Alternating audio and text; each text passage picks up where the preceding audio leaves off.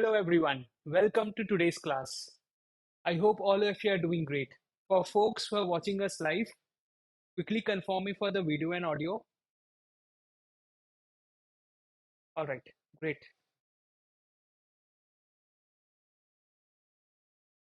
Good evening, भैया. Good evening.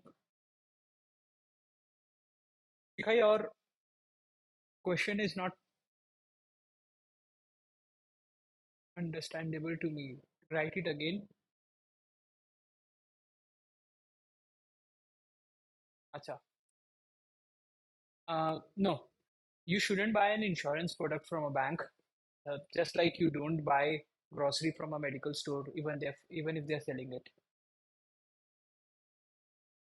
भैया post बहुत अच्छे लग रहे हैं, इंटरेस्टिंग हैं.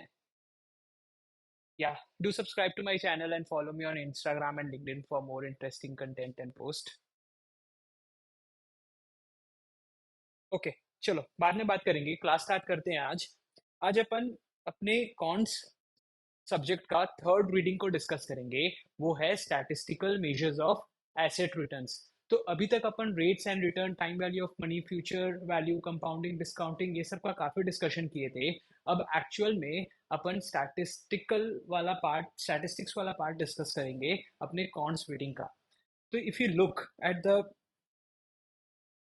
chapter's name, it says statistical measures of asset returns. तो सबसे पहले ये समझो कि स्टैटिस्टिक्स का मतलब क्या होता है. सबसे पहले अपन को स्टैटिस्टिक्स का मतलब समझना है. तो स्टैटिस्टिक्स का मतलब होता है कि any study that helps us in interpretation of data, collection of data, summarisation of data, analysis करना, उसको कलेक्ट करना, उसको प्रेजेंट करना, उसको ऑर्गेनाइज करना. जो भी चीजें डेटा से लिंक रहती है लिंक रहती है एंड कैसे उसको अपन और मीनिंगफुल तरीके से प्रेजेंट कर सकते हैं, उसको और मीनिंगफुल तरीके से लोगों तक पहुंचा सकते हैं, इसकी स्टडी है स्टैटिस्टिक्स. ठीक है. अब सर आपका नेक्स्ट क्वेश्चन आएगा कि भैया what is the meaning of data then. देखो, डेटा हर वो चीज जो आप सुन सकते हो, देख सकते हो, पढ़ सकते हो, लिख सकते हो, फील कर सकते हो, वो है data. So data is collection of any number, character, word, text, image, audio, video in any format.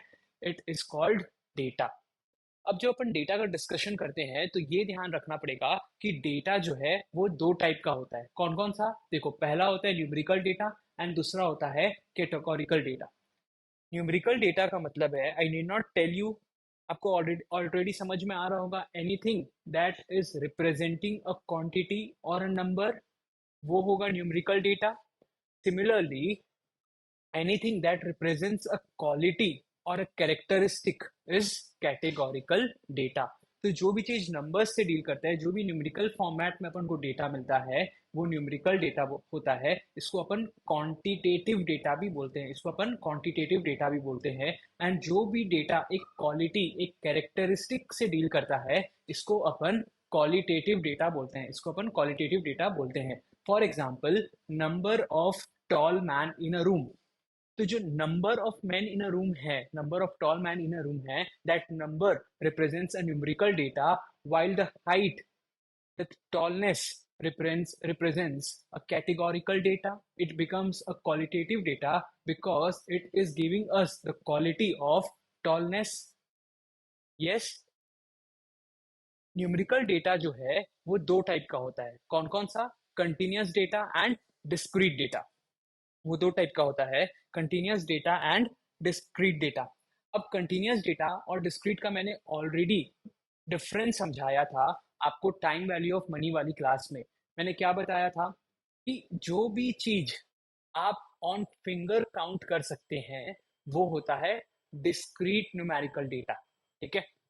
And जो भी चीज अपन फिंगर्स में काउंट नहीं कर सकते, वो होता है कंटिन्यूअस न्यूमेरिकल डेटा. सर मतलब, देखो, अगर मैं आपको बोलूं कि number of planets in solar system, तो यू विल से मी 9. ठीक है. I can count the number 9 on my fingers. Yes, I can count the number 9 in my fingers. It is a integer value that can be counted on fingers. अगर मैं आपको बोलूं कि the height of a person आया 167.3 centimetre, या weight of a boy आया 68.8 KG. How would you count 68.8 on your fingers? आप 68 count कर सकते हो, आप 69 काउंट कर सकते हो, बट आप उसका डेसिमल वैल्यू काउंट नहीं कर सकते। And that is what is continuous data. वही चीज जो है कंटिन्यूअस डेटा बनता है। Any data that can take any numerical value, whether it be a decimal, whole number, integer, कुछ भी हो, वो एक न्यूमेरिकल, वो कोई भी न्यूमेरिकल वैल्यू ले सकता है, वो कंटिन्यूअस डेटा बन जाता है। एंड जो खाली वो न्यूमेरिकल वैल्यू ले सकता है that can be counted on fingers, that becomes discrete data, that becomes discrete data. Clear with this? Similarly जो कैटेगोरिकल डेटा होता है ना, जो कि क्वालिटी या फिर कैरेक्टरिस्टिक से डील करता है, वो भी दो टाइप का होता है। One is nominal data and the other one is ordinal data. One is nominal, the other one is ordinal. देखो, नॉमिनल वो डेटा होता है जो कि लॉजिकल ऑर्डर में ऑर्गेनाइज नहीं किया गया। ठीक है, मतलब आप एक क्लास में जब अटेंडेंस ले रहे हो तो randomly you are calling out the people's name and marking them absent और प्रेजेंट। ठीक है, फिर दूसरा तरीका क्या होता है जो अपन अपने स्कूल में देखते थे, टीचर गोइंग फ्रॉम ए, उन लोगों का नाम लेती है जिनका नाम starts with A, then going to B, then going to C, then going to D, and then likewise going to Z. So she is following a logical order. She is calling out the names basis alphabetical order. She is following a logical order in a categorical data. So the data which she is saying is in ordinal form. It is in logical order. अगर वही teacher randomly बुलाती, पहले ए वालों का बुलाती, फिर S वालों का बुलाती, फिर जेड वालों का बुलाती, तो फिर वो लॉजिकल ऑर्डर नहीं होता। And she is representing a nominal data, she is representing a nominal data. I hope you are very much clear with this table. ठीक है, अब देखो बहुत एक क्वेश्चन भी आ रहा है मेरे को स्टूडेंट्स का कि भैया how to deal with prerequisite reading. तो प्री रिक्विजिट रीडिंग से कैसे डील करना है, इसके लिए अपनी एक सेपरेट वीडियो क्लास आएगी, उसमें देख लेना। But as of now you don't have to worry about prerequisite reading. Whatever you need from that material, I have already incorporated it in my book and I'm already going to incorporate it in my lectures as well. तो time value of money and rates and return में आपको जो भी चाहिए था उसमें से concept, वो मैंने आपको वहां पढ़ा दिया। आपको इसे मैं अलग से बोल के नहीं पढ़ाऊंगा कि this is a part of your pre requisite reading, ऐसा नहीं होगा। ठीक है, इसमें भी जो जो चीजें आपको सेक्शन में लगती जाएंगी, मैं वो आपको ऑटोमेटिकली बताता जाऊंगा। जैसे ही अपन एक क्लास लेते हैं कॉन्स फंडामेंटल्स की, before we move into hypothesis testing वाला रीडिंग, इसमें सारी वो चीजें जो प्रीरिक्विजिट रीडिंग से आपको जरूरत है फ्रॉम आई गेस सेशन 7 से 11 तक, वो सारी मैंने यहाँ पे इंकॉर्पोरेट कर रखी है। Likewise as and when we are going through the chapters, if I find the need to tell you certain things from prerequisite reading, I'll be getting it incorporated in the subject, as in the my subject lecture, as well as in my subject book. You don't have to worry about it. ठीक है, तो अपन ये chart का discussion देख रहे थे, एक बार quickly वापस देखते हैं। सो data can be of two types, numerical data and categorical data. Numerical data, anything that represents a quantity और अ फिगर और अ quantitative data is assigned numerical data. Anything that represents a quality or a characteristic is called qualitative data. फिर ये दोनों data दो type के होते हैं।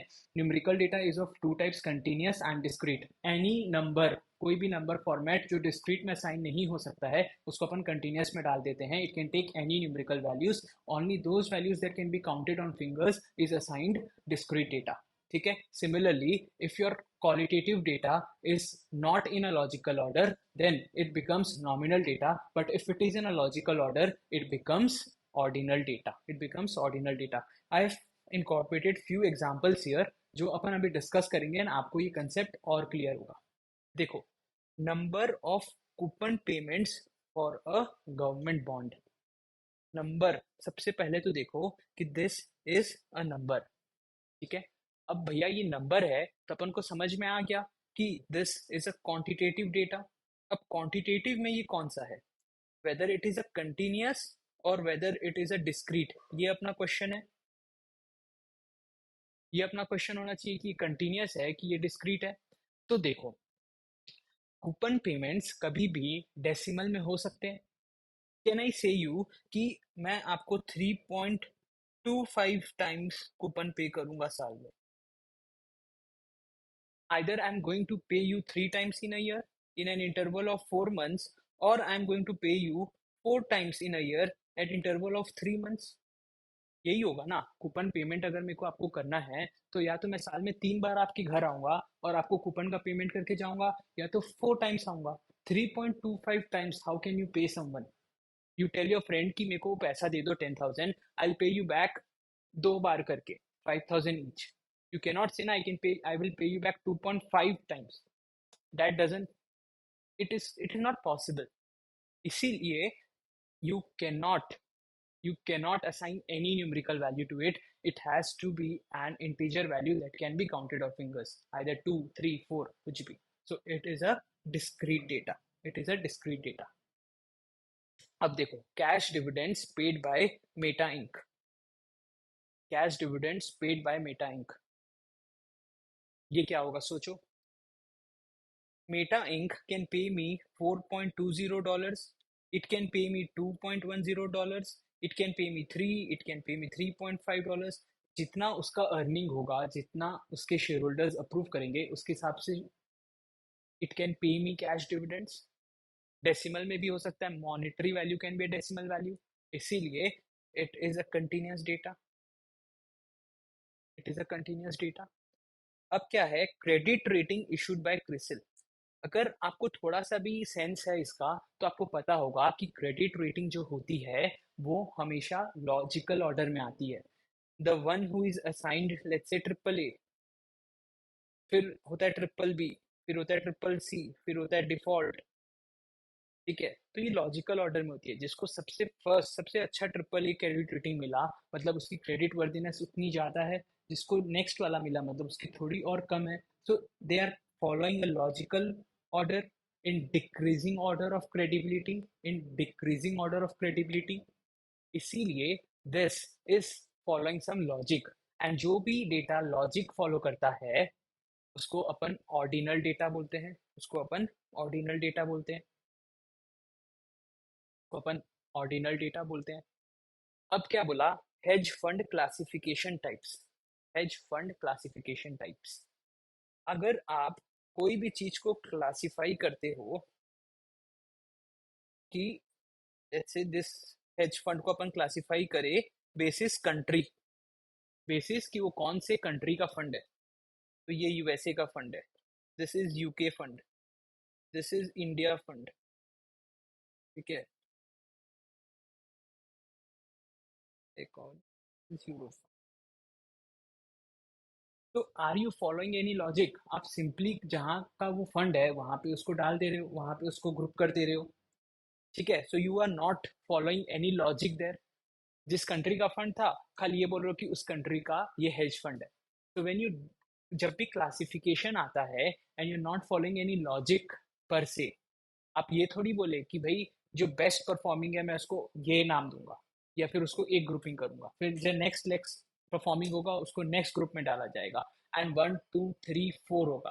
तो the first, the mutual fund that are assigned first वाला नंबर, वो बेस्ट परफॉर्मिंग है. फिर दोज आर असाइंड सेकेंड, वो उससे थोड़ा कम परफॉर्मिंग है. ऐसा कोई लॉजिक नहीं है ना. सिंपली जो कंट्री इशू किया उसमें डाल दिया. देयर इज नो लॉजिक पर से, and that is why it is a nominal data.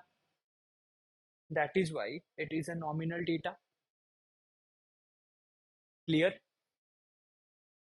Yes. अब देखो, ranking issued on mutual funds. अब रैंकिंग दिए हैं अपन म्यूचुअल फंड में, रैंकिंग दिए हैं कि म्यूचुअल फंड्स थे let's say A B C D and E.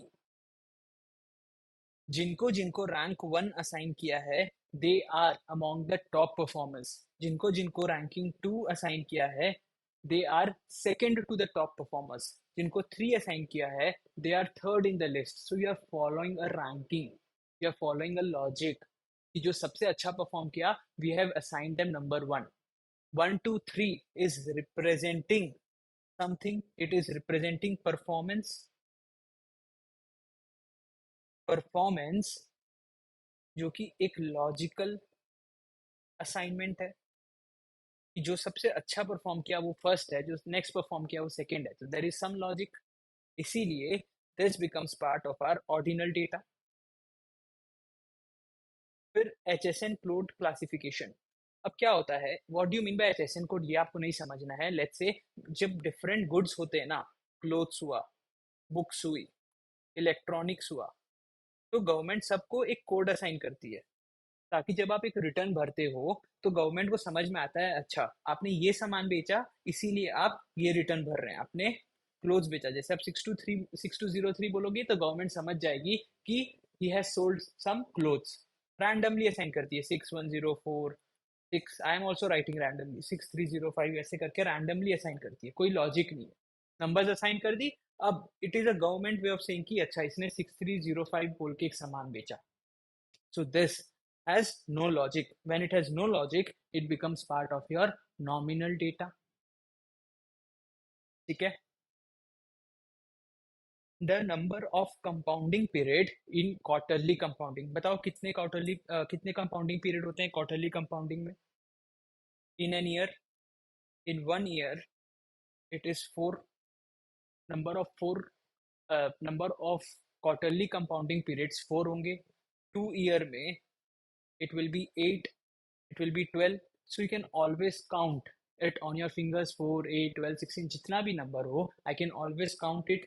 And when you can count it, it becomes a discrete compounding. ये अपन वहाँ पे डिस्कस भी किए थे ना कि डिस्क्रीट कंपाउंडिंग इसलिए बोलते हैं, monthly compounding, daily, quarterly, yearly, semi annually, ये सारे डिस्क्रीट कंपाउंडिंग हैं, क्योंकि इनमें जो भी वैल्यूज आएंगे I can count it, I can count the number of days, I can count the number of months, I can count the number of quarters, I can count the number of semi annual years, but I can not count continuous compounding.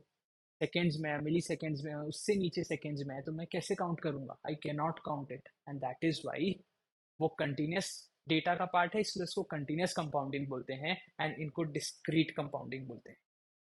I hope you are getting the sense. ठीक है, last वाला हो interest rate.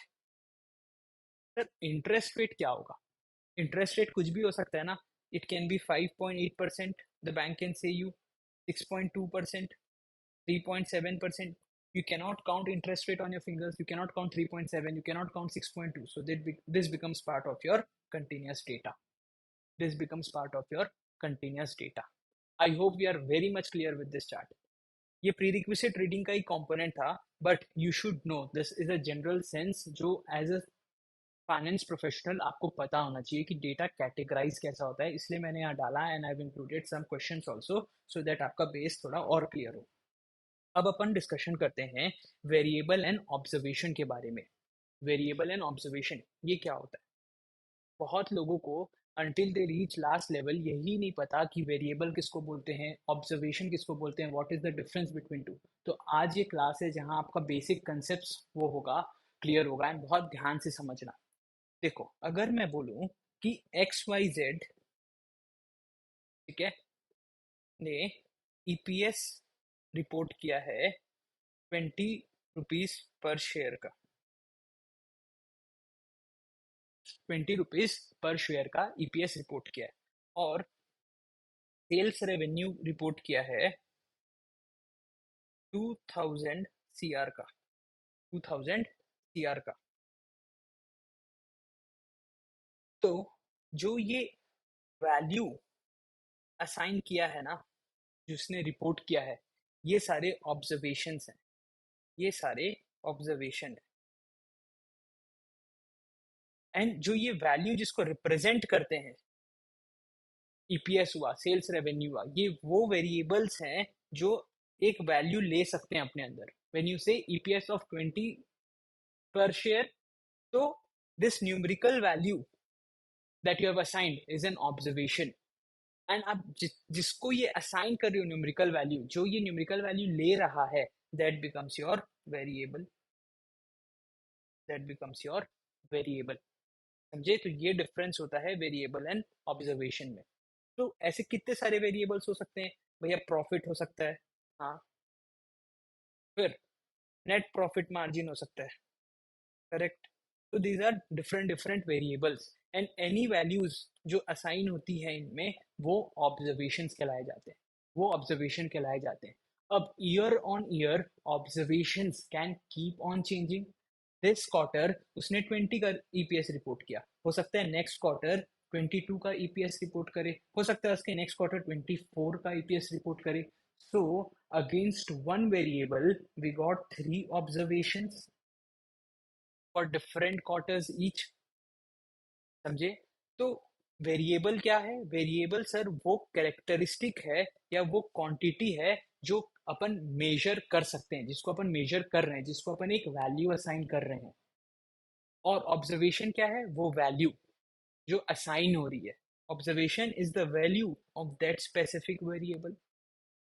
तो एक characteristic, एक quality, एक quantity जिसको आप मेजर करने जा रहे हो वो वेरिएबल बनती है, एंड जो वैल्यू असाइन हो रही है उसको वो ऑब्जर्वेशन बनता है। यही वाला एग्जांपल देखो, ITC reported EPS of ₹28। So in this case वेरिए what is the characteristic? Characteristic is they reporting an EPS. EPS is a characteristic that can take value. So EPS becomes a variable and ₹28 becomes its observation. 28 becomes its observation. I hope you are clear with this. अब अपन types of data पढ़ते हैं कि जिस तरीके से data present किया जाता है या जिस तरीके से डेटा कलेक्ट किया है उसके हिसाब से अपन डेटा को कैसे बांटें। एग्जाम्पल देखते हैं। एचडीएफसी बैंक का अपने पास टोटल डिपॉजिट्स रिपोर्ट हुआ है फॉर डेट 31 जैन 2021। ठीक है, कितना डिपॉजिट आया इनके पास? Let's say 20,000 CR. वहीं ये एक्सिस बैंक का आया लेट्स से 15,000 सीआर। ठीक है, now this is a data which is collected at a point in time. This is a point in time data। 31 जनवरी को डिफरेंट बैंक का क्या डिपॉजिट्स था eight a point in time. ठीक है, सो data that is collected at a point in time, जो कि एक point in time data को रिप्रेजेंट करता है, उसको अपन टाइम सीरीज, उसको अपन क्रॉस सेक्शनल डेटा बोलते हैं। Data collected at a given point in time, that is a cross sectional data, and जो कि over a period of time आता है। लेट्स से यही डेटा अपन को collected over a period of 3 months दिया रहता। 3 मंथ्स मतलब फ्रॉम जैन टू मार्च अपन को एच डी एफ सी का और एक्सिस का दिया रहता same figure, 20K and 15K। Now this is collected over a period of time, over a series of months, इसीलिए अपन इसको टाइम सीरीज डेटा बोलते हैं, इसीलिए अपन इसको टाइम सीरीज डेटा बोलते हैं। तो data that is collected over a period of time is a time series data at a point in time, at a given point in time is a cross sectional data। अब अगर कुछ अपन को ऐसे दिया रहता, अगर अपन को टेबल कुछ ऐसा बनाया होता, 31 जैन, 31 फेब, 31 फेब तो होते हैं, 31 मार्च। ठीक है, एंड ये डिफरेंट बैंक्स का दिया रहता।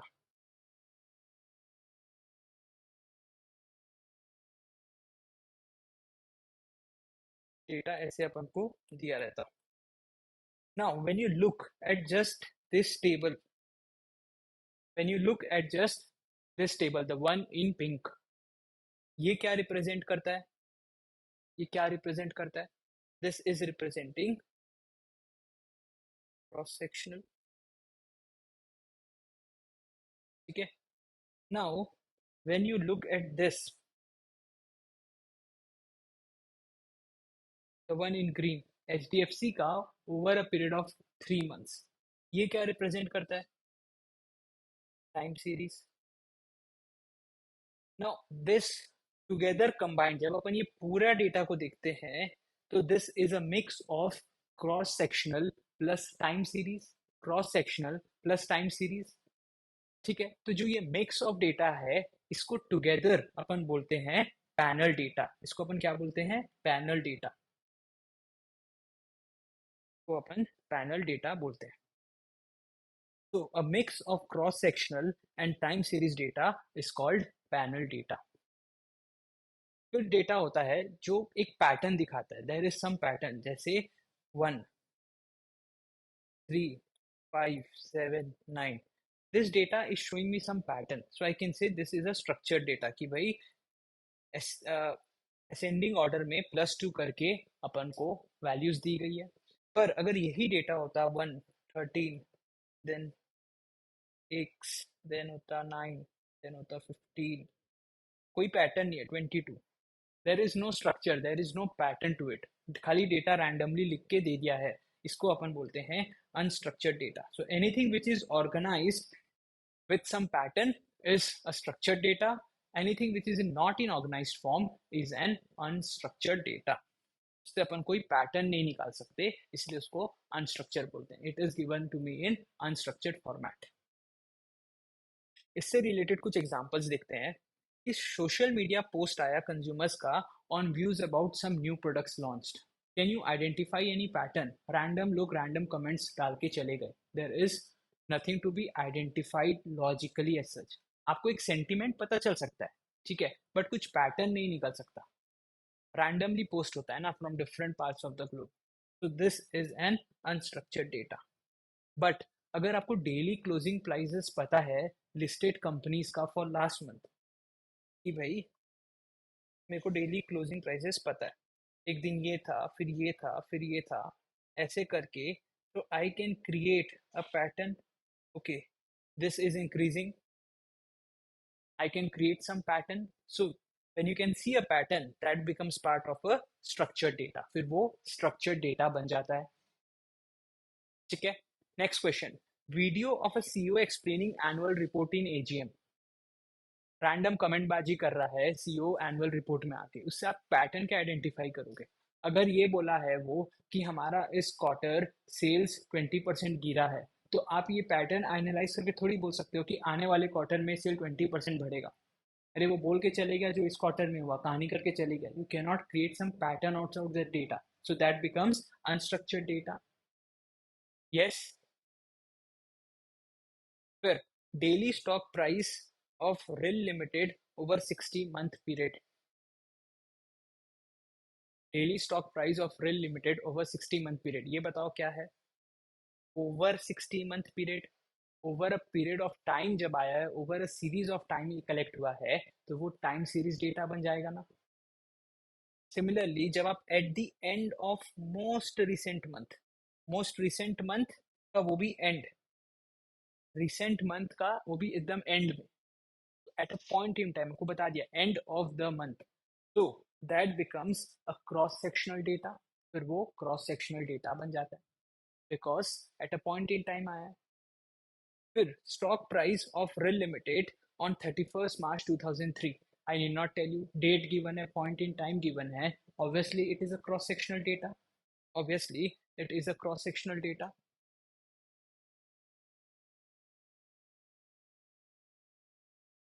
Yes, I hope you are very much clear with different types of data and all। ठीक है सर, मेरे बॉस का मूड अनस्ट्रक्चर्ड डेटा है। तो someone in the live class is saying मेरे बॉस का mood is unstructured data, very true, you cannot have any pattern, random day random चीजें आती है। Absolute frequency and relative frequency का discussion करते हैं। ये आपको पता होना चाहिए कि एब्सोल्यूट एंड रिलेटिव क्या है।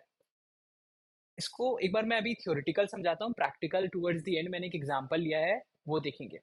तो एब्सोल्यूट मतलब कि एक डेटा, एब्सोल्यूट फ्रीक्वेंसी मतलब एक डेटा कितने बार आया है इन एब्सोल्यूट सेंस। मतलब इस डेटा को अगर आप देखोगे कि 2, 3, 2, 5, 7, अब इसमें ऑकरेंस ऑफ 2 कितना है, 2 कितने बार आया है, for one unique variable of x, how many observations of 2 are there.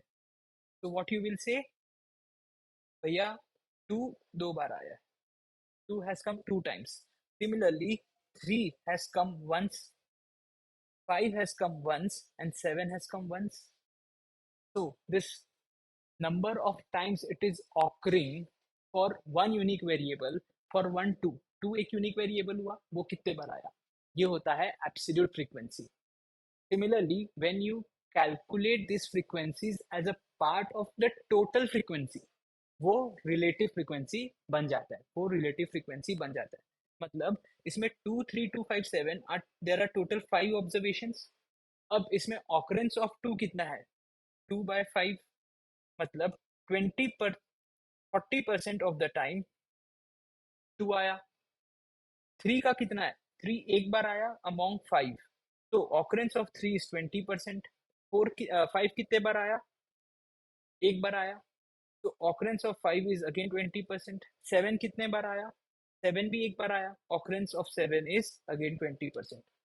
तो व्हेन यू सी कि वो वेरिएबल कितना बार आया है in absolute sense, in its number sense, तो वो एब्सोल्यूट फ्रीक्वेंसी बन जाता है. But when you see it relative to the total quantity, relative to how others have come, ये 40% बार आया है, ये 20%, ये 20%, ये 20%, when you are comparing, when you are relating it with the total value, it becomes relative frequency. उसको बोलते हैं relative frequency. और ये अपन एक एग्जांपल लेंगे, उसमें आपको ये कंसेप्ट और अच्छे से क्लियर होगा. अब देखो डेटा विजुअलाइजेशन एंड प्रेजेंटेशन क्या होता है. हम्म, तो एक बहुत अच्छी सेइंग है कि a picture is worth 1,000 words. मतलब जो एक पिक्चर बयां कर देता है वो शायद 1,000 वर्ड्स भी नहीं बता सकते. Obviously pictures, good colours attract human eyes. It is very easy to communicate our message in terms of a picture. एक बहुत बड़ा पैसेज किसी को दे दोगे एंड उसी का आप एक पिक्टोरियल फॉर्मेट में एक सुंदर सी समरी बना दोगे, then people would more prefer to watch that summary, that picture representing colors. So a picture is worth 1,000 words. तो अपन एज अ फाइनेंस प्रोफेशनल बहुत सारे नंबर्स के साथ दिन भर डील करते हैं. We deal with tons of data in and around.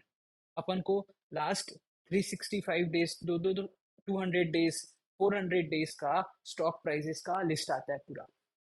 अब we cannot every day keep on tracking it ना, बट अगर अपन उसी को एक ग्राफ में कन्वर्ट करके, okay this month the average price was this month average price was this, एक ग्राफ में कन्वर्ट करके you make something, then you get to know कि okay over a period of time the stock price has increase to this from this, now this is at an all time high low. सारी analysis अपन एक graph, अपन एक picture की तरह को use करके आसानी से कर सकते हैं. अगर यही आपको इतने मंथ्स का नंबर फॉर्मेट में डेटा दिया रहता, it would have been very difficult for you to comprehend and infer कि what is this data actually trying to say. और अगर आप कर भी लिए होते तो शायद उतना एफिशिएंटली नहीं कर पाते जितना आप एक पिक्चर देख के कर पाओगे. यस, इसीलिए we take help of different graphs, different charts and different pictures to summarize and present our information in the most meaningful and logical sense, ताकि उसका इंटरप्रिटेशन उतना अच्छे से हो सके.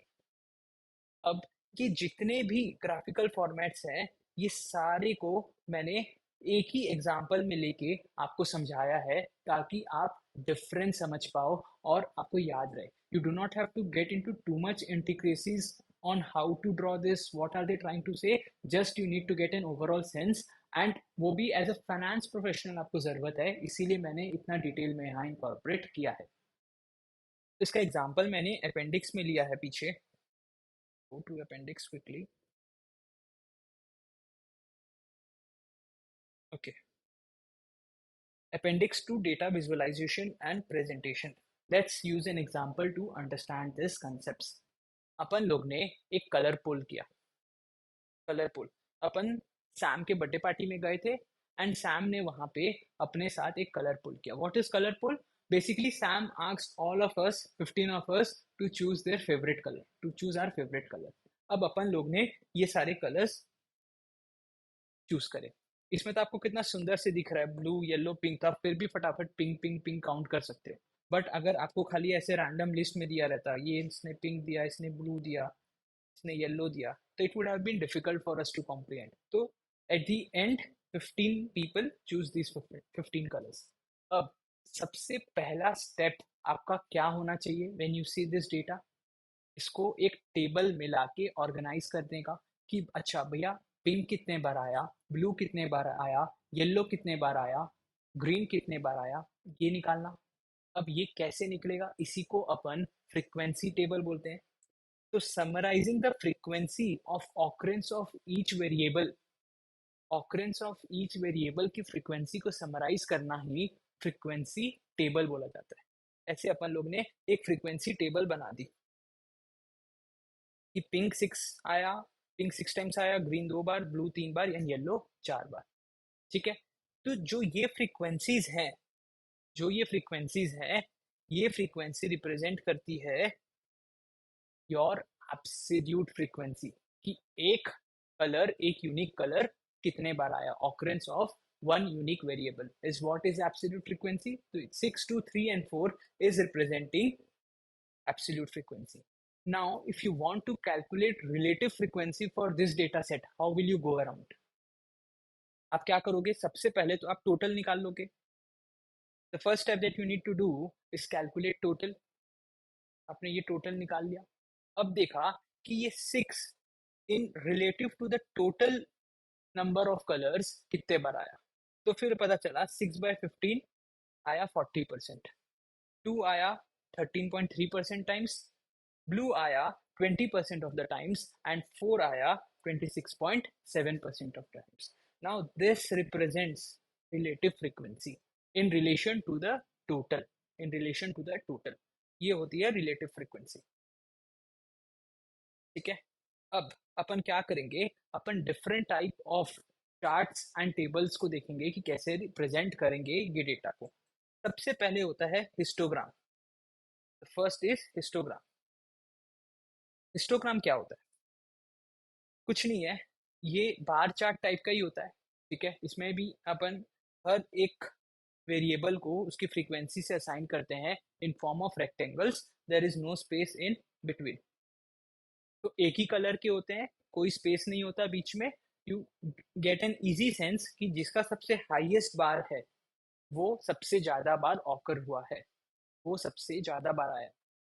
कि अचानक अपन को इसमें आसानी से देख के ये समझ में आ सकता है कि पिंक सबसे ज्यादा बार आया 6 times, because pink is having the longest bar, having the longest rectangle.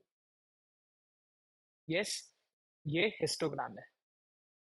ठीक है, देयर इज एक यूनिक पॉइंट इसका क्या रहता है, there is no spacing between this rectangles, between this bars, एकदम एडजस्टेड रहते हैं। एंड ये ज्यादातर ना इंटरवल में यूज होता है, जहाँ पे इंटरवल्स होते हैं जैसे 0 to 5, 5 to 10, 10 to 15, इसमें डेटा कितने कितने बार आया है ये वहां पे ज्यादा यूज होता है।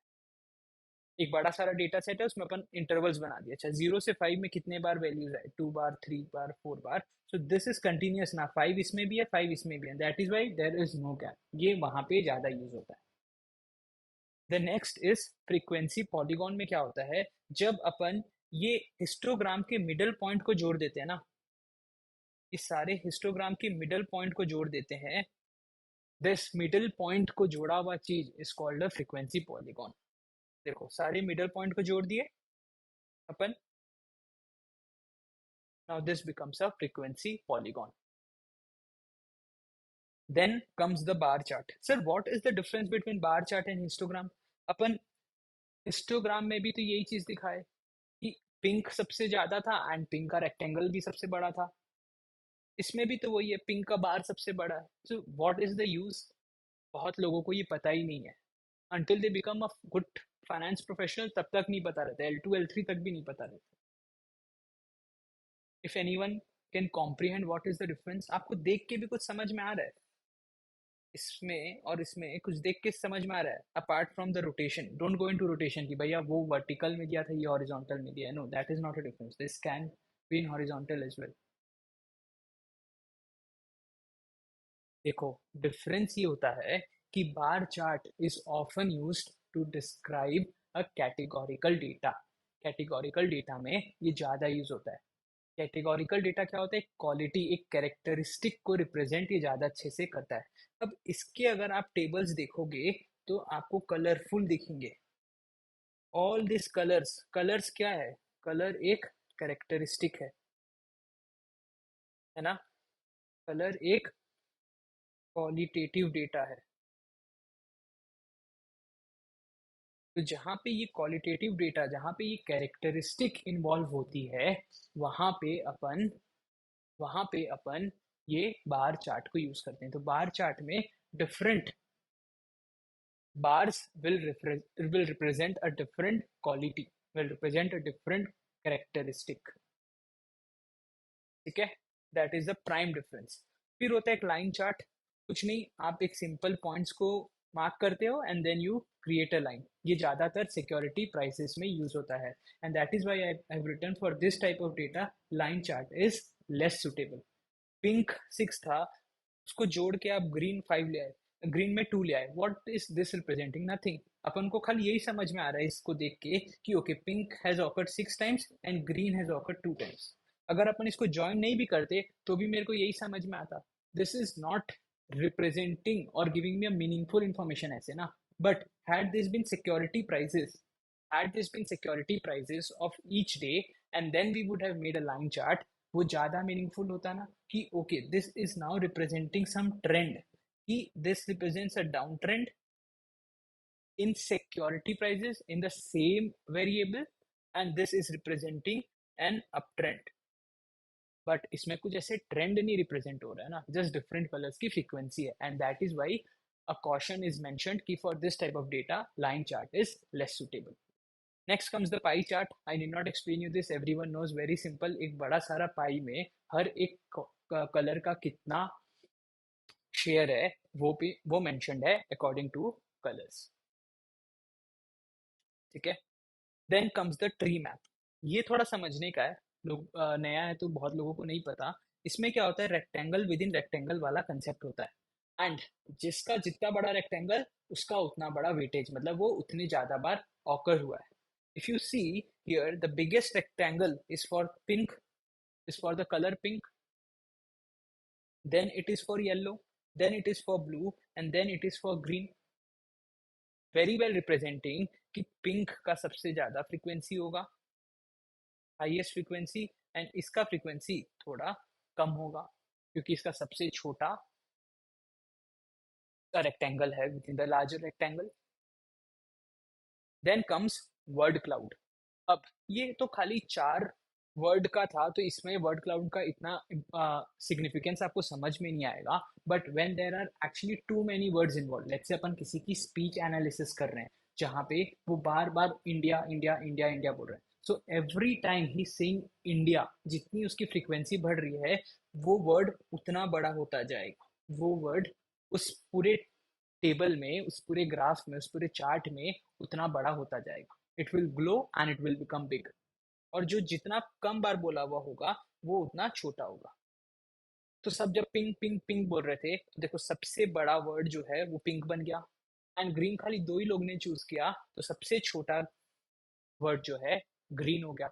अब जब ये इमेजिन करो कि पूरी एक स्पीच में होगा तो ये कितना मीनिंगफुल होगा ना, कि भाई स्पीकर का सेंस क्या था, स्पीकर कौन से वर्ड में ज्यादा थ्रस्ट दे रहा था। अगर वो बार बार इंडिया इंडिया इंडिया बोल रहा था, so he was putting a lot of weightage on India as an idea, इसीलिए वो उतना ग्लो अप हो गया। तो बहुत अच्छा एनालिसिस कर सकते हैं अपन word cloud, generally used in speech analysis. फिर होता है heat map, one of the most used charts in our finance industry is heat map, and बहुत लॉजिकल भी है। ये क्या होता है कि जो जितना गर्म है ना, जो जितना रेड है, जो जितना हॉट है, वो उतना डार्क होता जाएगा, वो उतना डार्क होता जाएगा। अब जिसका जितना बड़ा weightage, now this is a combination of tree map and heat map। if you can see, rectangles within rectangles represents tree map, and then its color is depicting heat map। Apple का US technology stocks में सबसे बड़ा weightage है, so see this has got this big box. ठीक है, but उस दिन Nvidia का शेयर वॉज डाउन 7.14%, इतना गिर रखा था, सबसे ज्यादा वही गिर रखा था, Nvidia and Tesla. So see, this both are red, this both are in red. This both are in red. Apple उनके कंपैरिजन में थोड़ा कम गिरा था, it is in red but थोड़ा कम, so this is in light red. ये light red में, देन ये डार्क रेड में, ठीक है, ये थोड़ा लाइट रेड है। Similarly the stocks that have increase in value are in green, are in green. इसमें कोई भी स्टॉक ऐसे ओवर इंक्रीज नहीं हुआ। इफ यू कैन सी सब 0.35 0.22% के रेंज में है, तो everyone is having the same level, same intensity of green colour. तो जिस स्टॉक जितना ज्यादा गिरा है उसकी रेड कलर की इंटेंसिटी उतनी ज्यादा हो गई है। This is heat map. I hope you are very much clear with different types of charts here. Histogram अपन लोग ने डिस्कस किया, frequency polygon, bar chart, line chart, heat map, word cloud, tree map and flow chart. अपन लोग ने ये सारा discuss कर लिया। Flow chart is, you know, we have been doing, if yes go this way, if no go this way, then you create a flow. Basically आप एक logical sense में फ्लो बनाते रहते हो, वो रिप्रेजेंट करता है फ्लो चार्ट को, वो रिप्रेजेंट करता है फ्लो चार्ट को। अब अपन measures of central tendency discuss करेंगे। ये मैंने काफी बार पहले भी बोला है कि मीन जो है, अपन मीन डिस्कस करते टाइम, एवरेज डिस्कस करते टाइम, कि एवरेज अपन को एक सेंट्रल पॉइंट का डेटा का वैल्यू निकाल के देता है कि भाई मोर और लेस बीचों बीच ये वैल्यू आएगी, on an average you can expect this. अब कोई आपको आके बोले कि एचडीएफसी बैंक का रिटर्न जनरली कितना होता है, तो आपको पता है कि over last 5 years it is 7, 8, 6%, 5% and 10%। अब you cannot read the entire 5 numbers to that guy कि भाई उसका रिटर्न 7%, 8%, 6%, 5%, 10% होता है। You have to tell one number that best represents all of this, right? So what will you do in that case? You will find an average, you will find a mean number जिसके आसपास सारे values आते हैं, and जो कि best डिपिक्टर है वो सारे रिटर्न्स ऑफ एचडीएफसी का। तो when you calculate the average of this 7 + 8 + 6 + 5 + 10/5, you get 7.2%। Now आप खाली उसको एक नंबर समराइज करके बोल दिए कि भाई if you are investing in HDFC, आपका 7.2% रिटर्न बन सकता है एन एवरेज, क्योंकि मैंने देखा है सारे जो डेटा हैं वो इसके आगे पीछे ही हैं। 7 is close to this, 8 is close to this, 6 is close to this, सब इसके आसपास ही हैं with some deviation। 7.2% is what you can expect। तो आपने क्या किया, आपने उसको मोटा मोटी एक सेंट्रल पॉइंट बता के दिया, आपने उसको एक सेंट्रल पॉइंट जो है वो निकाल के दिया, एंड उस सेंट्रल पॉइंट की पढ़ाई अभी अपन इस सेक्शन में करेंगे। एंड उस सेंट्रल पॉइंट को आपने मीन के तरीके से निकाल के दिया। There are two more measures how you can find a central point, how you can find कि what number will tend to be the central point, and that is why it is a measure of central tendency. और तीन measures हैं, mean, median and vote. अब अपन ये तो पढ़े कि statistics is a study of collecting, organising, interpreting, summarising all type of data. Anything जो summarise करता है एक बड़े सेट ऑफ ऑब्जर्वेशंस को। इतना बड़ा सेट ऑफ ऑब्जर्वेशंस एक नंबर में समराइज कर दिया अपन लोग ने। जो जो भी चीज ये काम करती है अपन उसको स्टैटिस्टिक बोलते हैं, स्टैटिस्टिक, नो एस, ओके, उसको अपन स्टैटिस्टिक बोलते हैं। फिर आता है what is the meaning of population? A population refers to the set of all possible observations. Number of planets in solar system, it is 9। तो सोलर सिस्टम का number of planets is a population, ठीक है। One country that is blue in colour, earth, so this one country earth is a sample of the planets। so total number of observations, all the 9 countries in a solar system, that may represent a population, something that is part of a larger group। when you draw a small value, a small example from it, वो बन जाता है sample. ठीक है। जब अपन बड़े set of observe सारे set of observations को अपन पॉपुलेशन बोलेंगे। उस कलेक्शन ऑफ ऑल ऑब्जर्वेशन से जब अपन एक छोटा सेट ऑफ ऑब्जर्वेशन निकालते हैं, एक ब्रीफ सेट ऑफ ऑब्जर्वेशन निकालते हैं, उसको अपन सैंपल बोलते हैं। तो a population refers to set of all possible observations. A small set of observations drawn from that bigger population, it is called a sample. It is called a sample. ठीक है। तो मीन, सर मीन जो है वो तो मेरे एक बड़े सेट ऑफ ऑब्जर्वेशन को समराइज करा, तो मीन क्या एक स्टैटिस्टिक है? यस, मीन एक स्टैटिस्टिक है, तभी तो उसका अपन यहाँ डिस्कशन कर रहे हैं। So mean is a statistic. ठीक है। अब मान लो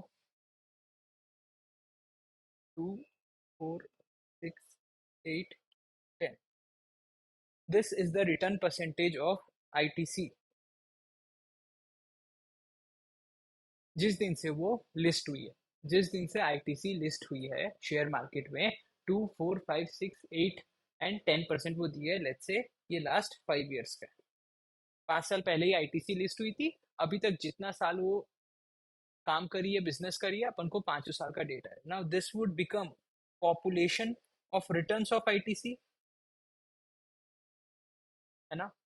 ये पॉपुलेशन बन जाएगा not of share market return, not of stock market, but of returns of ITC, क्योंकि अपने पास और कोई डेटा है ही नहीं। जब से ITC लिस्ट हुई है अपन लोग ने सारे डेटा ले लिए। It is set of all observations for ITC का return. so this becomes population when we are talking about ITC returns. But मैं इसमें से खाली लेटेस्ट 3 ईयर्स के डेटा निकालता हूँ, लेटेस्ट 3 ईयर्स के डेटा निकाल लेता हूँ, and I report 6, 8 and 10 last 3 years. Now this small set of observations that I have drawn from the bigger pool, this becomes my sample of ITC returns. This becomes my sample of ITC returns. ठीक है। तो जो भी ये statistic है, जो भी ये स्टैटिस्टिक है, एक एक एग्जांपल स्टैटिस्टिक का है मीन। अगर मैं ये पॉपुलेशन का मीन कैलकुलेट करता हूँ, अगर मैं पॉपुलेशन का मीन कैलकुलेट करता हूँ, तो इस मीन को बोला जाएगा पॉपुलेशन स्टैटिस्टिक, है ना। और अगर मैं ये सैंपल का मीन कैलकुलेट करता हूँ, तो आप इसको बोलोगे सैंपल स्टैटिस्टिक।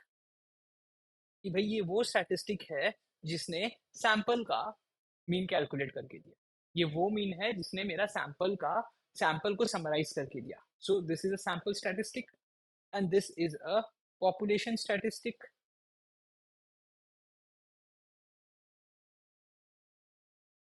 ठीक है। अब पॉपुलेशन स्टैटिस्टिक का एक और नाम है, इसको अपन बोलते हैं parameter. So any statistic that summarizes the population is population statistic, which is also called parameter. Sample statistic का ऐसा कोई भी दूसरा नाम नहीं है। Anything which summarizes the sample is called sample statistic.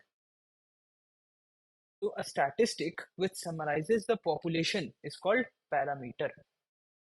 Population statistic का दूसरा नाम। But anything which summarizes the sample is called sample statistic. उसका कोई भी और नाम नहीं है। ठीक है।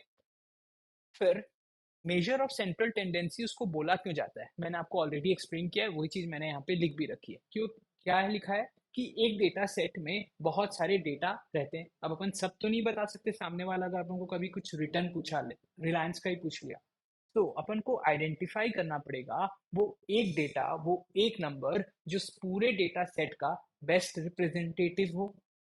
एंड इसीलिए अपन सेंट्रल टेंडेंसी के मेजर्स को यूज करते हैं टू आइडेंटिफाई कि भाई मेरा डेटा का सेंटर पॉइंट कहाँ है, where is my centre point of data tending to be in a data set, इसलिए उसको मेजर ऑफ सेंट्रल टेंडेंसी बोलते हैं। और यही सेंट्रल पॉइंट जो है एक्सपेक्टेड वैल्यू बनता है मेरे डेटा सेट का। This central point becomes the expected value of my data set. जब आपको वो रिटर्न पूछा था ITC का, तो 7.2% is the expectation that he setting, it becomes the expected value कि भाई आगे पीछे इसी के आसपास मेरा एवरेज में रिटर्न बनेगा फॉर अ 5 ईयर पीरियड। तो देर आर थ्री मेजर्स, तीन तरीके से अपन सेंट्रल टेंडेंसी को कैलकुलेट कर सकते हैं, मेजर कर सकते हैं. The first one is mean, then it is median, then it is mode. ठीक है. सबसे पहले अपन मीन का डिस्कशन करते हैं. इसका डिस्कशन अपन फर्स्ट क्लास में बहुत अच्छे से किए थे. We did not do it. आपको पता भी है, sum of all observations divided by number of observations. This is following the simple average method. और अपन लोग ने क्या डिस्कस किया था? Simple average is an unbiased predictor, it is the best predictor, it is the closest predictor. इसलिए average निकालने के समय सबसे ज्यादा यही यूज किया जाता है ना. अब जब अपन एक सैंपल का अरिथमेटिक मीन कैलकुलेट करेंगे, मैंने अभी डिस्कस किया, तो ये सैंपल का अपन एक स्टैटिस्टिक कैलकुलेट कर रहे हैं, तो वो क्या कहलाया जाएगा? Sample statistic. What is the statistic that we are calculating here? It is mean. इसीलिए उसको अपन सैंपल मीन बोलेंगे. और ये sample mean is use to draw inferences about the population mean. आपको लास्ट 40 साल का डेटा दिया रहेगा, 40 ईयर्स का डेटा दे दिया, ठीक है, कि रिलायंस लिमिटेड का ये डेटा है 40 ईयर का. अब आप ये रिटर्न है, अब आप बताओ कि what is the mean. It will not be possible to analyse each and every data. तो अपन लोग ने क्या किया? अपन लोग ने इसमें से 10 ऑब्जर्वेशंस निकाल लिए. Now what will be this 10 observations? Upon sample निकाल लिए. फिर ये सैंपल का जब अपन लोग ने एवरेज निकाला, average of these sample returns,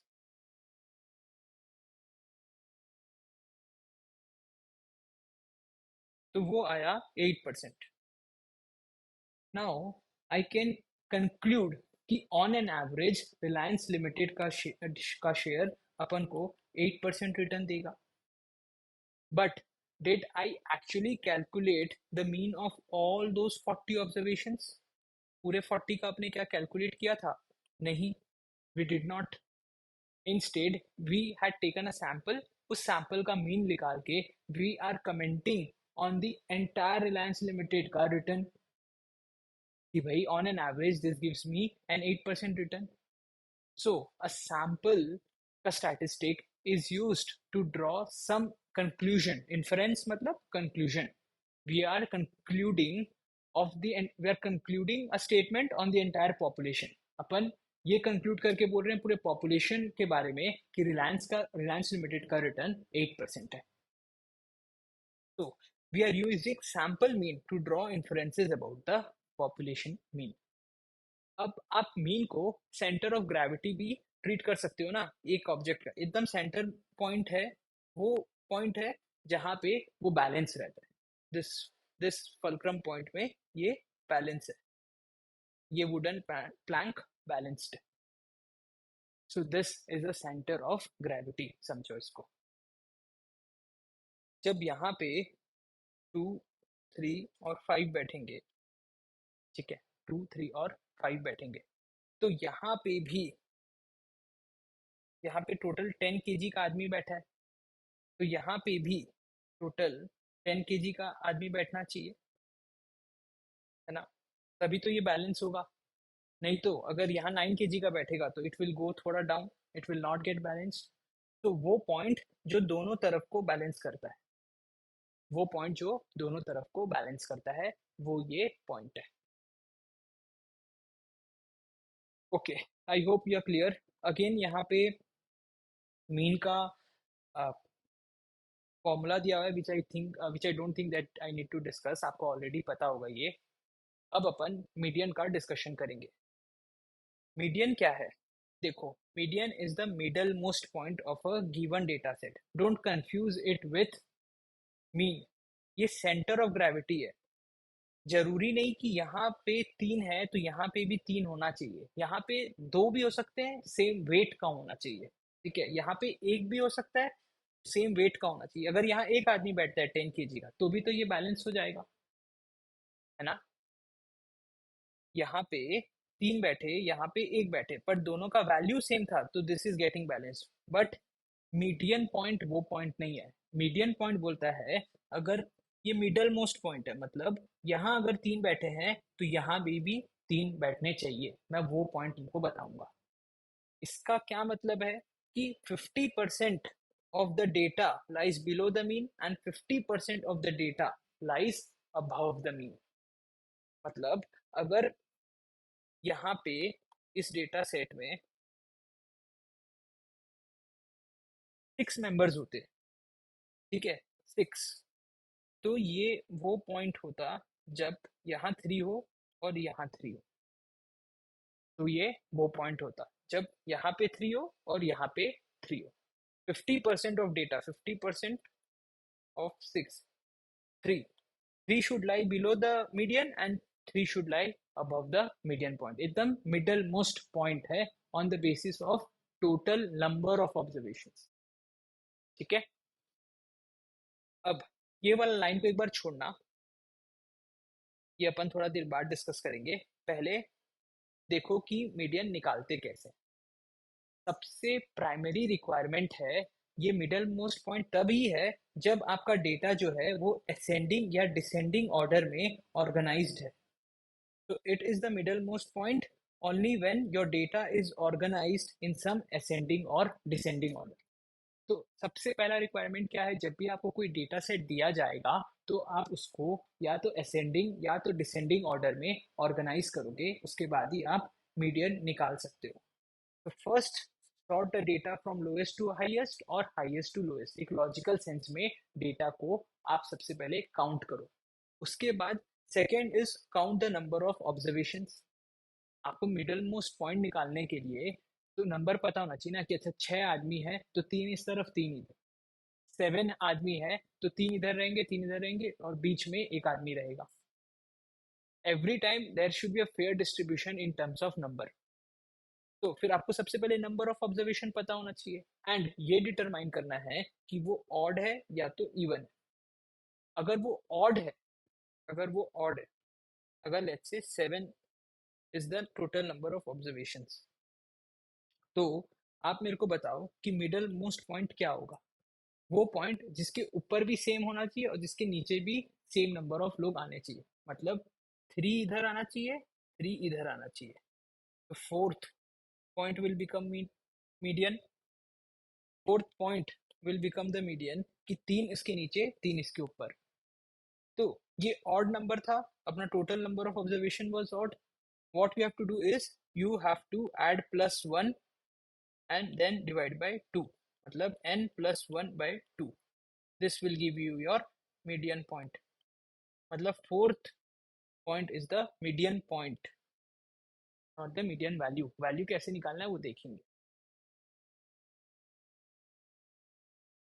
तो अगर odd है तो n plus 1 by 2 करके आप median point निकाल दो। फिर मीडियन वो होगा जो वो वैल्यू को ऑक्यूपाई कर रहा होगा, वो पॉइंट में जो वैल्यू बैठी होगी वो अपना मीडियन बन जाएगा। अगर इवन होगा सर, अगर 6 ऑब्जर्वेशन है तो मैं 3 तो यहाँ बैठे हैं और 3 यहाँ बैठे हैं, अब मैं किसको मीडियन बोलूँ। तब आपको क्या करना है, आपको n/2 करना है, मतलब 6/2। तो आ गया 3। अच्छा, तो यहाँ से एक बंदे को ले लिया, यहाँ से एक बंदे को ले लिया,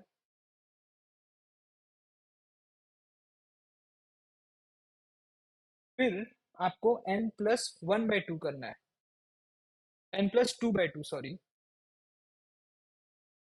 मतलब n+2 बोले तो 6/2, 8/2, 6+2/2 आ गया 4।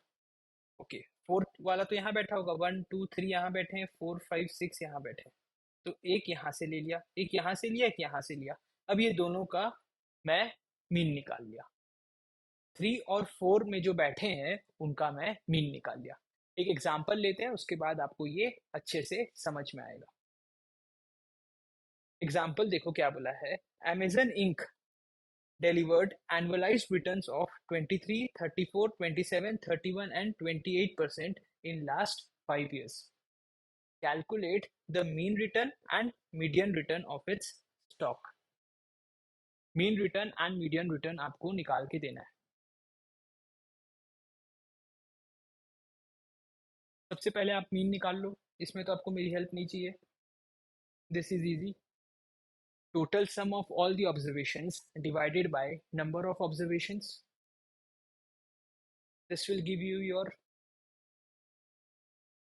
mean.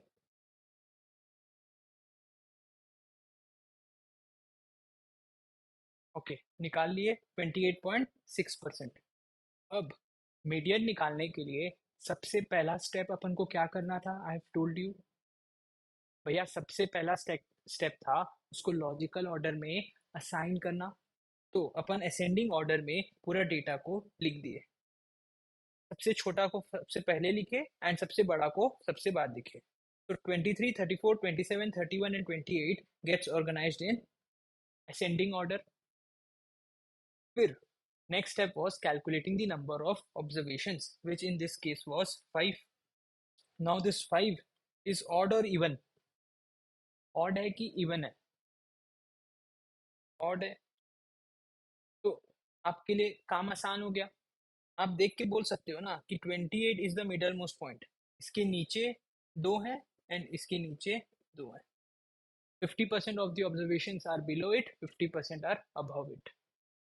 ये मिडल मोस्ट पॉइंट है। 50% एक्सक्लूडिंग दिस। तो 4 ऑब्जर्वेशंस में excluding the median one there are, इसका 50% क्या होगा? 2 होगा ना। तो 2 observations are below, 2 observations are above. What did you do? n plus 1/2 किए। तो 5 plus 1/2, it is third point में जो डेटा बैठा है। Remember 3 is not your median, this is your median point. ठीक है, देयर इज थर्ड पॉइंट जो third में बैठा है। 1 2 3 4 5 जो थर्ड में बैठा है ये मेरा मीडियन बन जाता है। This becomes my median, this becomes my median. Clear? तो भैया ये समझ में आया, जब और दिया रहता है तो अपन देख के ही समझ जाते हैं। अगर अपन को ऑड नंबर ऑफ ऑब्जर्वेशन दिया रहेगा so it is comparatively easy to calculate median. अब अगर 6 ईयर्स का ऑब्जर्वेशन दे दिया रहता, 6 ईयर का ऑब्जर्वेशन दे दिया रहता और बोलता कि रिटर्न अब 30% है, जो 6 ईयर का रिटर्न है वो 30% है, फिर आप सेम स्टेप करोगे। अब 23, 34, 27, 31, 28 एंड 30 को आप फिर लॉजिकल ऑर्डर में अरेंज कर दिए, असेंडिंग ऑर्डर में नंबर निकाल दिए। आ गया अपना 6। Total number of observation is 6। This is again an even number, this is again an even number. अब आपको एक स्टेप और करना है, आपको n/2 वैल्यू निकालनी है और n+2/2 वैल्यू निकालनी है। मतलब एक यहाँ से ले लिए, एक यहाँ से ले लिए। n/2 वैल्यू क्या आ गई? थर्ड, 3। अब ये आ गया 4। अब आप ये बोल रहे हो कि जो मेरा मीडियन पॉइंट है ना वो थर्ड पॉइंट और फोर्थ पॉइंट इसके बीच में कहीं बैठा हुआ है। जो मेरा मीडियन पॉइंट है वो थर्ड पॉइंट और फोर्थ पॉइंट के बीच में बैठा हुआ है, मतलब 1 2 3 4 5 6। तो जो मेरा मीडियन पॉइंट है वो ये दोनों के बीच में कहीं बैठा हुआ है। अब आप क्या करोगे? आपको कुछ नहीं करना है। आपको ये जो थर्ड पॉइंट में जो वैल्यू है और फोर्थ पॉइंट में जो वैल्यू है, ध्यान रखना मैं again and again point word में एम्फेसिस कर रहा हूँ, ये दोनों का आपको मीन निकाल देना है। सिंपल। अच्छा, इसमें अपने थर्ड पॉइंट में क्या है? 28। फोर्थ पॉइंट में क्या है? 30। ये दोनों का आपको मीन निकालना है। कैसे निकालेंगे? 28 plus 30/2, very simple. 29% will be your median, 29% will be your median। जरूरी नहीं है आपका मीडियन वो डेटा सेट में हो, दैट डजेंट मैटर। जब आप मीन निकालते हैं तो जरूरी थोड़ी है मीन डेटा सेट में हो। आपने जब ये मीन निकाला 28.6%, तो क्या कहीं 28.67 ये डेटा सेट में था? 28.6% नहीं था ना, तो जरूरी नहीं है। I hope that clears your doubt Shikha.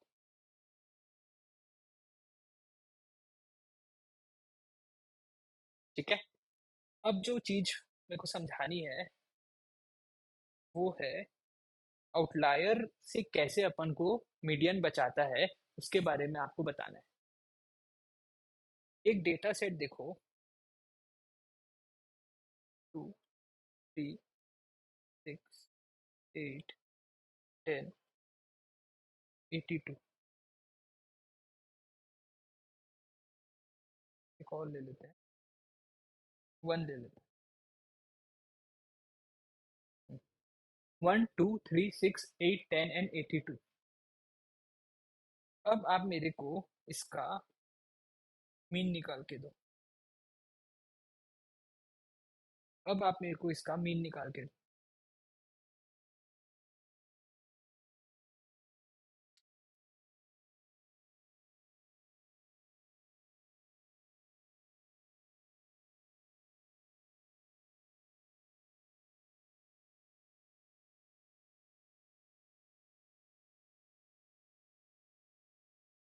That comes to around 16। तो मीन एक्स बार से रिप्रेजेंट किया जाता है, वो आया 16। आपने बंदे को बोल दिया कि ऑन एन एवरेज तुमको 16% रिटर्न आएगा। वो बेचारा हर साल वेट करता रहा, कभी 1 आया, कभी 3 आया, कभी 8 आया, कभी 10 भी आया, कभी 2 आया, 16 नहीं आया। Reason, presence of an outlier, an unusual observation, an unusual observation. अब इसी डेटा सेट का अब इसी डेटा सेट का आप मेरे को मीडियन निकाल के दो।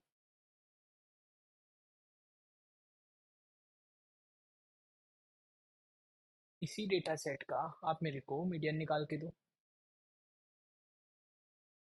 Very simple. ऑब्जर्वेशन देख के ही समझ में आ रहा है, जब ऑड नंबर है 6 will be the median point, middle most point. 50% इसके नीचे है, 50% इसके ऊपर है। Same number of observations below it and same number of observations above it, तो 6 is your median. It is 6। अब आप बताओ, क्या ये मीडियन आउटलायर से इफेक्ट हुआ? उसको कोई भी पड़ी है कि क्या वैल्यूज है? Is median affected by the values और it is just affected by number of observation? Very good. It is not influenced by outliers, not influenced. So median doesn't care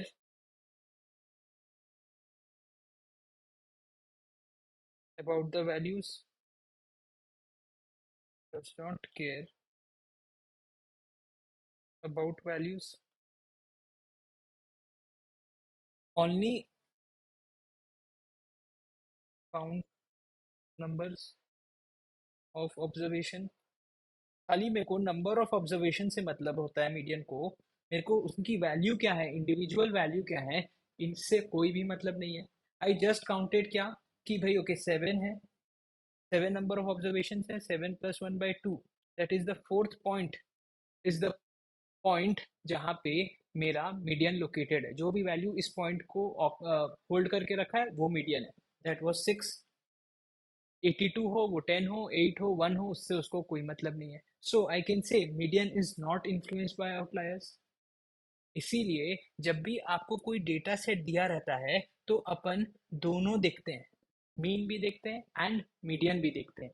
अगर दोनों आस पास है, जैसे इस केस में आसपास नहीं है, एक 16 है और एक 6 है ना, आसपास नहीं है, दे आर नॉट क्लोज। अगर वो दोनों क्लोज है, दैट मीन्स डेटा में आउटलायर्स उतने नहीं है। But they are if they are not close, then data में आउटलायर्स हैं, and if they are close, then data में आउटलायर्स नहीं है। बहुत बार क्या होता है कि बड़े बड़े कॉलेज इंस्टीट्यूट्स ये बोलते हैं कि हमारा एवरेज प्लेसमेंट, एवरेज सीटीसी हमारे प्लेसमेंट में इस बार 25 लाख रुपीज का गया। अगर आप खाली एवरेज देख के उस कॉलेज को अच्छा या बुरा जज कर लोगे या फिर वहां पे एनरोल होना चालू करोगे, हो सकता है कि ये आउटलायर्स से इन्फ्लुएंस हो। मोस्टली वहां पे बच्चों को ना 10 से 11 लाख रुपीज का पैकेज मिला होगा, 90% लोग को। जो 7 8 और 10 लोग होंगे, उनको हो सकता है कि 90 लाख से 1 करोड़ रुपीज का पैकेज मिल गया हो। 10% लोग को खाली मिला। तो what is the correct representation of the average CTC उस प्लेसमेंट में, उस कॉलेज के प्लेसमेंट में, what is the correct representation. हिसाब से तो जब 90% लोग को 10 से 11 लाख रुपीस का पैकेज मिला है, so the number should be around this. This is not a central point. Is 25 lakh rupees a central point? Answer is no, क्योंकि just because presence of few outliers, कुछ लोगों को इंटरनेशनल पैकेज मिल गया 90 लाख से 1 करोड़ का, और वो पूरे मीन को अपने तरफ खींच लिया, वो पूरे इन्फ्लुएंस कर दिया आपका सेंट्रल पॉइंट को, और आपने इसको as a marketing tool use करके लोगों को मिसलीड किया। एड कॉलेज सेड कि भाई हमारा मीडियन पॉइंट, अगर कॉलेज वो करती, अगर कॉलेज अपना मीडियन पॉइंट, अपना मीडियन पैकेज मार्केट करती, तो वो क्या आता, वो 10 से 11 लाख रहा था, क्योंकि 90%, let's say on a scale of 1 to 10, 1 2 3 4 5 6 7 8 9 10, 90% लोगों को, अप टिल 0.9 लोगों को, क्योंकि आप असेंडिंग ऑर्डर में कर रहे हो, ये लोएस्ट पैकेज है और ये हाईएस्ट पैकेज है ना। समझो, 1 2 3 4 5 6 7 8 9 10, ये 10 बच्चों को खड़ा करी, लोएस्ट पैकेज ये है एंड हाईएस्ट पैकेज ये है। अब अगर मीडियन पॉइंट बताती तो it would have been somewhere around this, और 90% लोगों को 10 से 11 लाख रुपीस का मिला है, तो इन लोग को भी 10 से 11 लाख के आसपास का मिलता। तो जब वो अपना मीडियन आप देखोगे उस कॉलेज का, सीटीसी का, तो वो 10 से 11 लैक्स आएगा, बट उसने मार्केट क्या किया, 25 लैक्स। इसीलिए आपको जब भी कोई खाली मीन देख के बोले, खाली एवरेज देख के कुछ बताए, कोई नंबर बोले, तो you can not take it on face value, आपको उसका मीडियन भी देखना पड़ेगा, आपको उसका मीडियन भी देखना पड़ेगा। एक और एप्लीकेशन देखो, कि अगर मैं आपको बोलूं कि इस रिवर की एवरेज 2.5 फीट डेप्थ है, आप क्या बोलोगे, मेरी हाइट तो 5 फीट है, तो मैं डूबूंगा ही नहीं, आई एम 5 फीट टॉल, और रिवर की 2.5 फीट है, आई कैन इजिली क्रॉस। आपको स्विमिंग नहीं आती, आप चले गए, most probably you will get drown, क्योंकि हो सकता है कहीं पे 1 फीट हो और कहीं पे वो 7 फीट हो, है ना। इसीलिए looking at just average can mislead, because वो इन्फ्लुएंस होता है इन आउटलायर्स से, 7 फीट एंड 25 लैक्स। वहीं पे अपन को ये हेल्प कर देता है, वहीं पे मीडियन अपन को थोड़ा हेल्प करता है, क्योंकि it is not affected by extreme values, उसको वैल्यूज से मतलब ही नहीं है, उसको नंबर ऑफ ऑब्जर्वेशन से मतलब है डेटा सेट के बस। I hope this part is very much clear. अब अपन अपना last major of central tendency में आते हैं, वो है मोड। मोड क्या बताता है? मोड होता है most frequently occurring value in a data set, जो एक डेटा सेट में सबसे ज्यादा बार आया है, जिसका फ्रीक्वेंसी, जिसका एब्सोल्यूट फ्रीक्वेंसी सबसे ज्यादा है, वो है मोड। अगर कैसे ये थोड़ा इजी होता है, कि अगर बार बार एक डेटा सेट है 1 2 5 5 5 7 एंड 3, तो इसका मोड क्या आएगा, सबसे ज्यादा बार कौन सा आया है, 5 आया है, तो mode is 5। Now when you look it combined with average and median, आप किसी को बोल सकते हो ना कि हाँ ये सेंट्रल पॉइंट है, ज्यादातर चांस है कि तेरा रिटर्न जो है इट विल बी अराउंड 5 और 5, आप बोल सकते हो। तो ये भी एक सेंट्रल पॉइंट को डिनोट करता है, जो सबसे ज्यादा बार ऑकर हो रहा है, वो भी is a sign of central point. It is also showing some tendency of being centred around the data, इसीलिए ये भी एक मेजर ऑफ सेंट्रल टेंडेंसी है। अब हर डेटा सेट का एक मीन और एक मीडियन होगा, but it is not necessary कि हर एक डेटा सेट का मोड हो, हर एक डेटा सेट का मोड होना जरूरी नहीं है। सर ये कैसे, अरे अब देखो 1 2 5 7 9, अब आप इसमें बताओ, ये डेटा सेट है आपका, अब इसमें बताओ कि कौन सी ऐसी वैल्यू है जो बार बार आ रही है, कोई वैल्यू नहीं है, सब वैल्यू एक एक बार आ रही है। तो there is no value that is the most frequently occurring, सब तो एक एक बार आई है ना, every one is occurring evenly, there is no most frequently occurring value, इसलिए देर इज नो मोड। तो भैया ये भी केस हो सकता है कि एक वैल्यू दो बार आए, हाँ हो सकता है, दो वैल्यू मोस्ट फ्रिक्वेंटली ऑकरिंग आए, हो सकता है। वो कैसे? 1 2 2 5 5 7 9। अब इसमें मोस्ट फ्रिक्वेंटली ऑकरिंग वैल्यू क्या है भैया? 2 भी एंड 5 भी, ये भी 2 टाइम्स आ रहा है, ये भी 2 टाइम्स आ रहा है। तो इस डेटा सेट में देर आर 2 मोड्स, 2 and 5। इस डेटा सेट को अपन बाई मॉडल बोलते हैं, इस डेटा सेट को अपन बाई मॉडल बोलते हैं। सिमिलरली अगर डेटा सेट में 3 मोड हैं तो अपन उसको try model try model distribution of data बोलते हैं, उसको try model distribution of data बोलते हैं। अब मैंने जब आपको हिस्टोग्राम पढ़ा रहा था तो एक कंसेप्ट बताया था ना इंटरवल का, कंटिन्यूस इंटरवल का, वही यहाँ पे बता रहा चाह रहा है। जब आपका डेटा सेट कंटिन्यूस होता है, मतलब let me take you to histogram page. देखो, जब आपका डेटा कंटिन्यूस होता है, कंटिन्यूस डेटा कैसे होगा? 2.5, 2.7, 3.2, 3.1, 3.8। अब आप हर एक डेसिमल का तो एक एक प्लेस नहीं बनाओगे ग्राफ के नीचे कि भाई this point represents 2.1, this point represents 2.2, आप ये तो नहीं करोगे।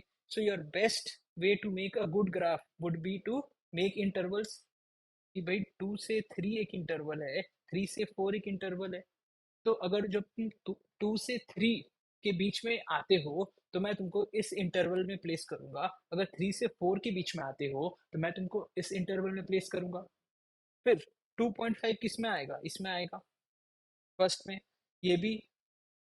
तो आई कैन से 2 से 3 के बीच में देर आर 2 डेटा, फ्रीक्वेंसी इसकी 2 है।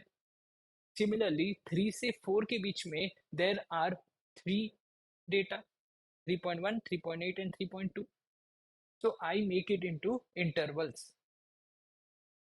अब ये इंटरवल 2 3 4 आप मार्क कर दिए तो this 2 to 3 becomes an interval, 3 to 4 becomes an interval.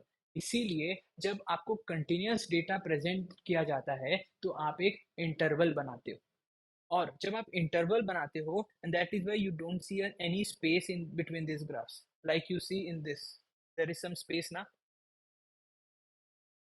देखो आपको स्पेस दिख रहा होगा, क्योंकि ये डिस्क्रीट डेटा में भी बार चार्ट काम आता है और कंटिन्यूस डेटा में हिस्टोग्राम काम आता है। इसमें कोई स्पेस नहीं, क्योंकि 3 is part of this interval also and 3 is part of this interval also, so there is no space. अब जिस इंटरवल में का बार सबसे हाईएस्ट है, मतलब most of the values are occurring in that interval, in our case most of the values are occurring in this interval 3 से 4, तो इसका ग्राफ सबसे ज्यादा होता। तो उस केस में अब अपन किसको बोले, मोड किसको बोले? तो अपन बोलते कि भाई तुम पूरा इंटरवल ही एक मोड हो। सो 3 to 4 is the model interval, is the model interval. ये वो इंटरवल है जहां पे सबसे ज्यादा वैल्यूज आती है, the most frequently occurring values come in this interval, समझे? एंड आप मॉडल इंटरवल्स निकाल सकते हो इंस्टाग्राम के हिस्टोग्राम के through.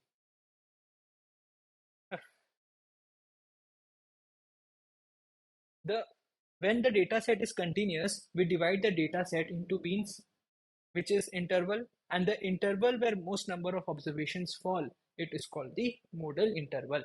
The graphical representation of this can be done through histogram, and the modal interval will have the tallest bar in the histogram that we already see. Histogram में जिसका बार सबसे tallest है, उसकी frequency सबसे ज़्यादा है, वो उस data का mode है। फिर 1 मोड है तो यूनी मॉडल, 2 है तो बाई मॉडल, एंड 3 है तो ट्राई मॉडल, एंड 3 है तो try model. Okay, find mode of the given data set. भैया क्या इसमें अब हम लोग को असेंडिंग ऑर्डर, डिसेंडिंग ऑर्डर या कोई लॉजिकल ऑर्डर में अरेंज करने की दरकार है? The answer is no, you do not have to do any such thing. Simply देख लो कि कौन सा ऑब्जर्वेशन सबसे ज्यादा बार आ रहा है, कभी भी आ रहा है, उससे मतलब नहीं है, एंड वो आपका मूड बन जाएगा। इन दिस केस 23 दो बार आ रहा है एंड 29 दो बार आ रहा है, so this distribution is bimodal data, this distribution is bye model.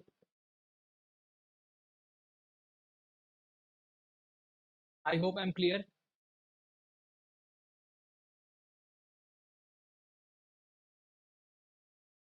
ठीक है, चलो नेक्स्ट पॉइंट में समझ चलते हैं, how to deal with outliers. अब फर्स्ट क्लास में अपन लोग ने एक कंसेप्ट पढ़ा था, ट्रिम्ड मीन का एंड विंसराइज्ड मीन का।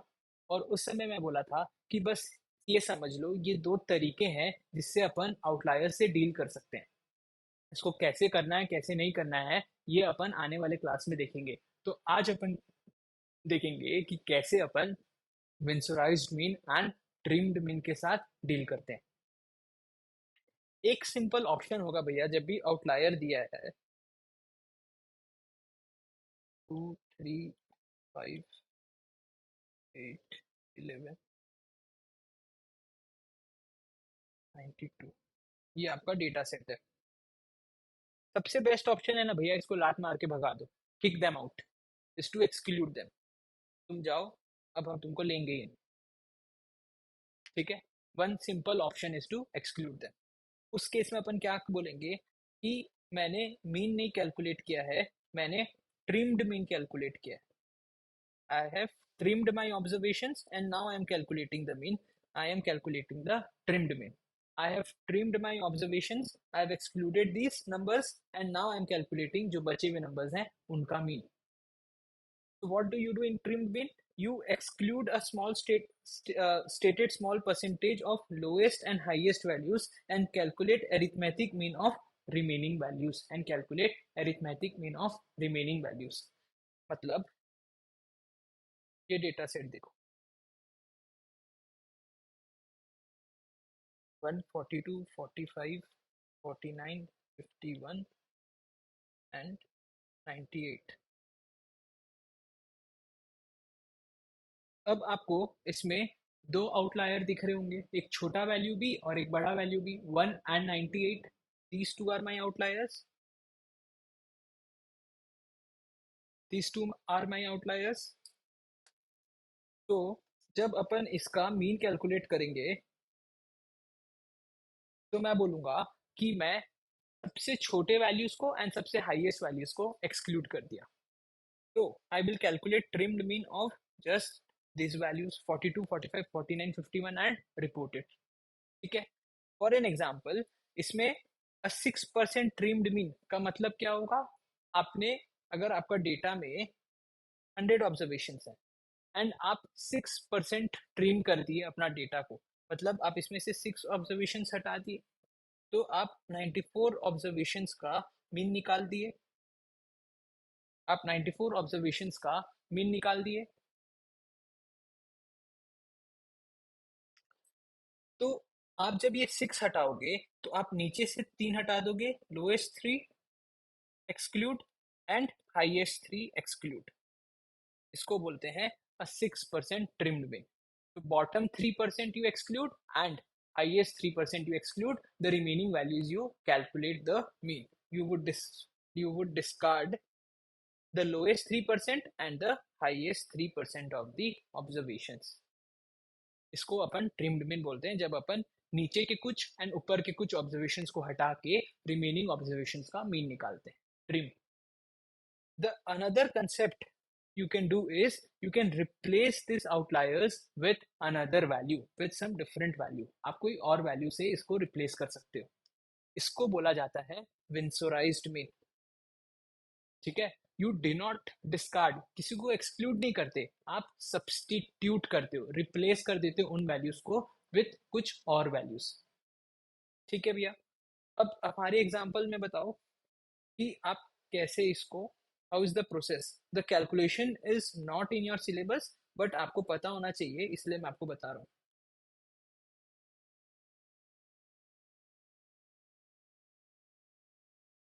ठीक है, तो जो ये सबसे बड़ा वैल्यू है ना 98, you would replace it with some value, या तो 51 या तो 51 से छोटा।